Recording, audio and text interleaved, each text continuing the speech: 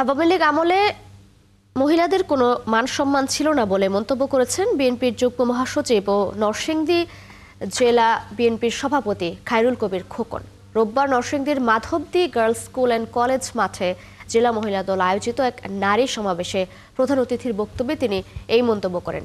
খায়রুল কবির খোকন আরও বলেন, বিগত ১৭ বছরে ছাত্রলীগ যুবলীগের হাতে আমাদের মা বোনরা নিরন্তর নির্যাতিত হয়েছেন। তিনি বলেন, ২০০৮ সালের পাতানো সাজানো নির্বাচনের মধ্য দিয়ে অবৈধভাবে ক্ষমতা দখল করেছিল শেখ হাসিনা। এরপর খুন, গুম, অন্যায়, অত্যাচার ও হামলা মামলা করে দেশকে তারা ধ্বংসের দ্বারপ্রান্তে দাঁড় করেছিল। অসুস্থ সাবেক প্রধানমন্ত্রী বেগম খালেদা জিয়ার সংগ্রামী রাজনৈতিক জীবনের কথা উল্লেখ করে সকলের কাছে বেগম জিয়ার সুস্থতায় দোয়া কামনা করেন খায়রুল কবির খান।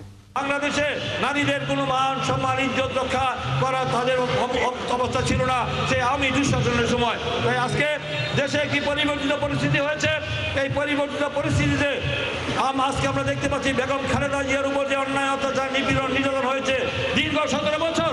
বেগম খালেদা জিয়াকে স্বাভাবিকভাবে তাকে বাঁচতে দেওয়া হয় নাই। শেখ হাসিনার প্রতিহিংসার শিকার হয়ে তিনি কারাগারে দীর্ঘ ৬ বছর তিনি কারারুদ্ধ ছিলেন।